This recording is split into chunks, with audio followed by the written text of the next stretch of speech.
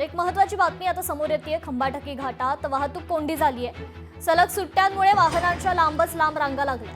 उन्हाच्या तडाख्यात देखील प्रवास मात्र अधिकच आता त्रासदायक ठरतोय। सुट्ट्यांमुळे पुणे मुंबईसह इतर भागातील पर्यटकांनी कोकण, गोवा, महाबळेश्वर आणि पाचगणीकडे मोठ्या प्रमाणावर धाव घेतली आहे। यामुळे महामार्गावर अचानक वाहनांची संख्या वाढली आहे आणि खंबाटकी घाटात कोंडी निर्माण झाली।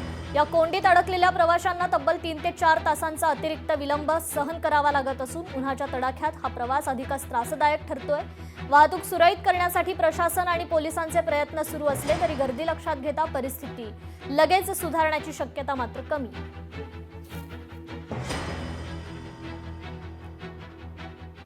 तर मोठ्या भावानं छोट्या भावाची हत्या केली आहे। कोल्हापूरमधील मलकापूरची ही घटना आहे। डोक्यात फरशी घालून ही हत्या करण्यात आली आहे।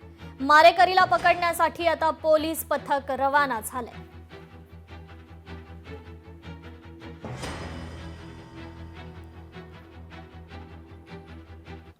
तर सलग सुट्ट्यांमुळे पंढरपूर मात्र हाऊसफुल झालंय।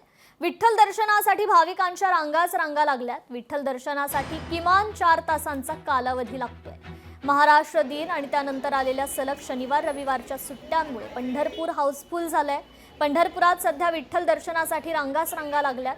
त्यामुळे दर्शनासाठी किमान 4 ते 5 तासांचा कालावधी लागतोय। तर मुखदर्शनाला देखील 1.5 तास लागतायत। रणरणत्या उन्हातही भाविकांचा सुट्ट्यांमुळे भक्तीला मात्र महापूर आलाय।